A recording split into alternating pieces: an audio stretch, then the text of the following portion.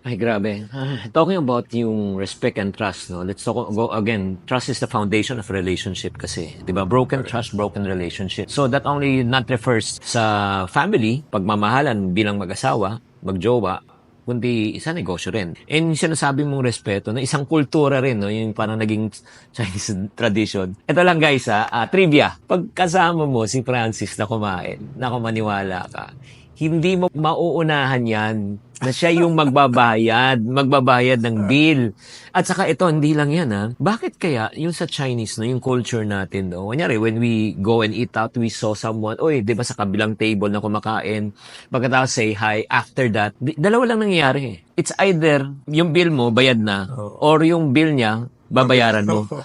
Can you please explain to us kung anong logic behind that? Hindi naman dahil hindi niya kayang bayaran yan, di ba? Pero minsan ang ginagawa mo, unconsciously, you are sending a message na I value you. Yun nga, respect and value, di ba? Oo. Kaya, give me at least an opportunity to honor you Wow. by buying you this meal. Wow. Eh, yung meal central yan sa community. Tama. Diba, yung pagkain. Kaya pag ginagawa mo yan, hindi ibig sabihin ninisulto mo siya, baka hindi na tayo bayaran. Pero, i-honor kita in buying this meal for you. Grabe, no? Pero minsan nga natatawa ako di ba? May nagkukwento naman sa akin. Pagka dumadating naman yung bill, pag iba-ibang kasama mo naman, Oo. nagtataguan kung sino magbayad.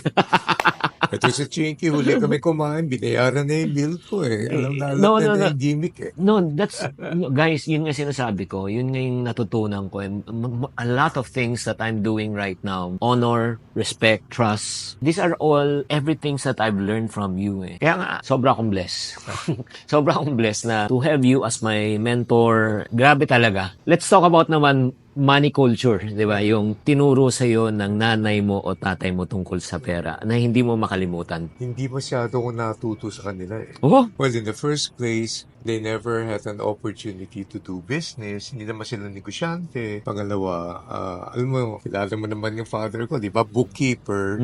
Gusto maging accountant, hindi naman pwede kasi hindi Filipino citizen. oh. Tapos yung mother ko, hindi nakapagtrabaho, hindi na-employ, walang negosyante, walang negosyo. So, I would say that basic lessons like huwag kang gastador, magtipid ka, mag-save ka, yun, kuha ko sa kanila Pero apart from that, lahat self-learned So, malaking bagay yung natutunan ko sa kanila na pag pera mo, pera ng iba, hindi mo pera yan. Huwag mong gagalawin at huwag kang magnanakaw. Oh. Babalik na naman tayo dito sa kultura na respect your name and reputation and credibility.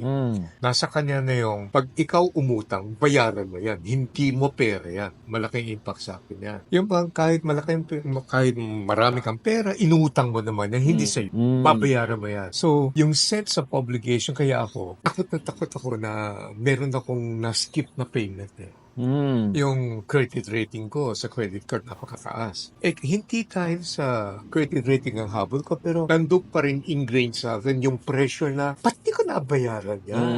Ayoko yung impression generated na nanggulang ako, kaya nalusutan ko sila. So, those basic financial or money principles ay naging importante rin. Pero habang self-learned yan, naintindihan natin, nakamali rin tayo. Konti na nga ang sweldo, may lifestyle pa ako, kaya walang naiiwan.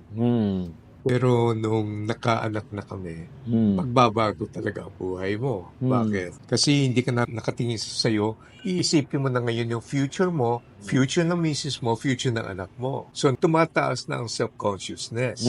And then at that time, lalo ko nang inaral at nagbabasa ako ng libro about money, how to handle it. So, the foundation is there, but insufficient. You still have to learn on your own, on your journey. Yun yung yung word na sinasabi kanina na binibigyan namin ng halaga na as Filipino Chinese. Again, this is again a Fujian word called binsi. Binsi. Yeah. Oo, or in Mandarin called mianzi. Oo, ano ibig sabihin naman ng binsi? Well, literal meaning bin is face. Oo. Believability. Oo. The facial believability Oo. of a person. Oo, importante kasi. Kaya, yun nga importante yun. Kaya, importante na kailangan na pangalagaan po natin yung ating pagkatao. Oo. Hindi lang reputasyon eh. Kasi pag inalagaan mo yung pagkatao mo, the reputation will follow eh. Correct. Right? Character ayos, reputation will take care of itself. Yeah. Okay, so right now, let's talk about yung sa ipon. Kasi yun nga, we believe in the concept of ipon, team iponaryo. Si Francis Kong ba ay nag-iipon? Lakas ng galing ko dyan. Dahil yung misis ko, Ilocana. So, hindi ako masyado maipon kasi ako ay visionary. And may bago, itatry ko talaga yan. Yan ang pinagalingan ko garments. Naglalabas ako ng bago, kaya risk taker ako. Early adopter, risk taker. Pero the wife now is always there to make sure na hindi ko ini-endanger yung pera. So kung risk yan for negosyo, gagamitin yan. At agree kami. Meron nga kaming rule, Chinky. It takes 2 yes to make a buy. Kung meron akong gusto, yes ako, no siya, I don't buy. Meron siyang gusto, no siya, yes ako, no ako, yes siya, we don't buy. Okay. Pag meron akong bibili, yes ako, sabi na yes din, we buy. Agree. Okay. Ibig sabihin, automatically, nandiyan yung ipon, nandun yung financial feasibility, nandun na yung lahat, no? Value. So, ipon din. Pero I have help from my wife. Kasi pag sobrang ipon naman ako at sa sobrang consciousness ko sa pag-iipon, maapektuhan ngayon yung risk-taking factor ko. Hindi rin maganda sa negosyo yan. Tama. Kailangan, you have the ability to take risk. And taking risk involves spending. Kaya anything naman, pag na-extreme, hindi rin maganda. Depende sa konteksto at time. Any personal stories that you can share in terms of yung the importance of responsible money management in your family? Ano yung mga story na pwede mo maano? There are 2 general ways naman to generate money. Number 1, income, predictable. Alam mo kung makano sa sweldo mo. Number 2, you use your money to grow more money. That means investment. Number 3 pala, inheritance. Meron kang uncle na mayaman, namatay, napunta sa iyo yung pera. Number 4, bumili ka ng lotto ticket, bigla kang yumaman, which is the most ridiculous opportunity of them all. So maraming mga bagay yan. Pero while we talk about money, yung kikita ka, iipon ka and everything, wag nating kakalitaan ng isang bagay. The knowledge of handling money. Kaya importante sa akin yung meron tayong tinatawag na. Yung pag-iipon lahat, practice yan. Yung pag-aaral tungkol sa pera, the philosophy of money, the practice of money and everything, cognitive or cognition ang tawag. Cognition is where you get the word knowledge. Aalamin mo yan. So I'm gonna give you an example. Alam mo kung bakit effective ka, Chinky? Kasi ang tinuturo mo lahat ay basically truthful, correct. Ang pagkakamali ng karamihan sa pagturo ng pera ay ganito. Nagtuturo sila sa investment at pera, parang silang nagtuturo ng laws of physics. Ang physics kasi, hindi ka maka-escape E equals mc square. Diba? Hindi po pwedeng baguhin yung formula niya. Pag binago mo yung formula niya, magbabago ang takbo ng universe.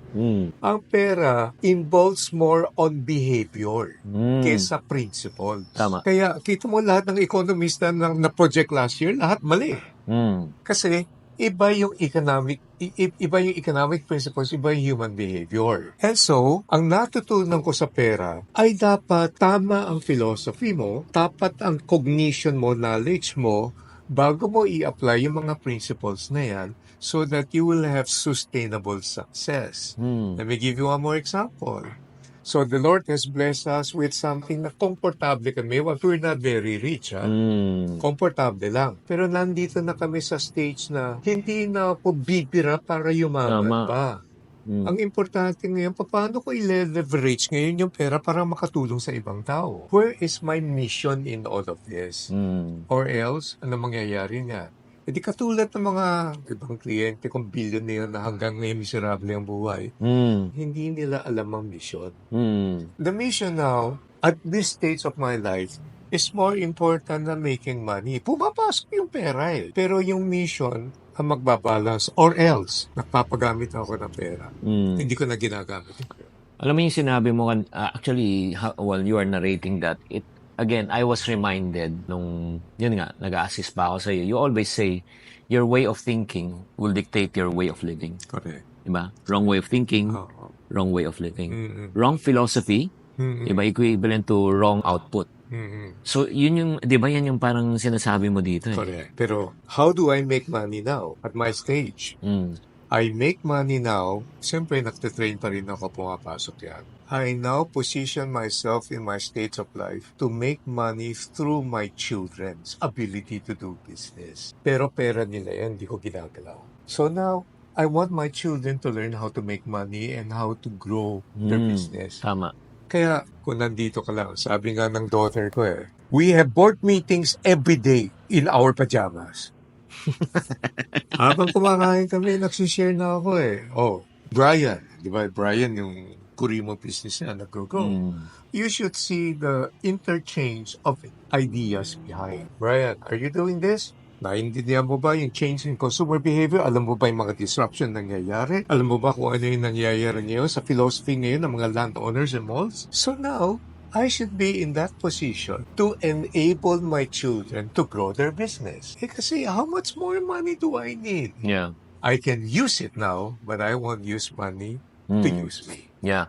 Pero yun yung importante. Alam mo, I think it brings you so much joy. Yung with the idea of success without a successor is a complete failure. Correct. Diba? It doesn't really matter how successful we are or I am as a person kung yung next generation naman, diba, hindi naman successful. And can you please, I'll grant you the privilege to share, okay? Or proud dad naman to share yung the three of them, what are they doing? So ano yung mga accomplishment and mga opportunities nila? Early in life, ako'y nagpapasalamat doon sa isang encounter during the coffee shop. So may kausap akong trainer din. Habang kami ay uminom ng kape, sabi niya, alam mo Francis, parang tayo lang ang dalawang Chinese na nagtatrain sa corporate. Sabi ko, mali. Nakalimutan mo yung isa sino Chinkitan. Oo nga, parang tayong tatlo. So, I was wondering... Is that Josiah? Oo nga. So, I was wondering, kasi wala akong permission kaya hindi ko mabanggit. So, I was wondering where the conversation is going through. I learned one crucial sentence from him that changed the trajectory of my life. Sabi niya sa akin, alam mo Francis, the sad thing about what we do, the proud thing is that we're Chinese, we're doing this. The sad thing about what we do is that our business dies with us. Yeah. So, inisip ko yan. Wala akong factory na ipapasa sa anak ko. Wala akong mga ibang negosyo na i-continue na anak ko. Hindi naman pwedeng pilitin sila maging speaker at writer katulad ko. And so, noon pa lang, naisipan ko na, the only thing I can leave to them is to build their entrepreneurial skills. Tama. Alam mo, Chinky, I never realized that today. Yung traditional business na ipapas mo ngayon sa mga anak mo, marami sila hindi na tutuloy. So, tumama pala. Naawa ang Diyos Galing. That wisdom prepared them. So yung anak ko ngayon, nag-experiment siya with food. In Maginhawa, nagtayo siya ng Crazy Katsu, which becomes very famous. So nag-branch out na siya, pero very slow ang progress because of the partnership philosophy. During the pandemic, kung lahat ng tao ay nagsasabing wala na akong pag-asa, wala na hope, nagtayo siya ng pandemic business. So, ito currently ngayon, itong sumisikat, yung Kurimo Ice Cream na. Yeah. Yung daughter ko naman, si Hannah, mahilig sa fashion. Ay, sikat na fashion designer siya ngayon for wedding gown. At yung bunso ko, si Rachel, siya na lang ang single sa anak ko, naging entrepreneur at ang hawak niyang produkto, ang pinakamahirap sa lahat, tatay niya. Ako yun. So, siya na ngayon ang alam mo, kadil niya, mga government agencies, kadil niya, yung mga malalaking company, ang galing makipag-deal niya na. So, sinisigurado niya yung prinsipyo hindi nababago. How can we serve you and how can we add value to you? So, meron siyang nagagawa ngayon na hindi ko nagawa nung araw. Bakit? Fundamentally, tuturuan ko sila maging entrepreneurial.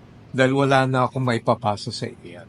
Kayo na yan. So, that becomes the trajectory ng aking buhay ngayon. And itong malapit na nagsusulat ako ng column sa Philippine Star. Bago nangyari yung pandemic, dapat magsusulat kami ni Rachel, yung bunso ko. How to survive the family business. Hindi lang natuloy. Ganda. Pero itutuloy namin yan. Tapos pinakita sa akin yung isang article, nung nabasa ko yan, i-feature yan sa isang Sunday. It took the children almost 30 years plus to realize na yung mga ideas na binibigay ko sa kanila workable pala. Kasi yung mga anak ayaw makinig sa magulang. Totoo yun. Ngayon lang nila na-realize, sabi na, all the time Dad has been saying this. Ngayon ko lang nakikita na napapractice na namin ngayon. So, what do we do? Mag-iwan ka ng pera, gagastusin yan pag hindi marunong. Mag-iwan ka ng bahay, bebenta yun, kaya masunugan ka pa. Iwanan mo sila ng values. Love God, love neighbor. Iwanan mo sila the ability to be creative and to be entrepreneurial. And who knows? In the future, yung mga business nila ay hindi natin kaya, sila lang ang marunong. Tama. Nagbabago ang mundo.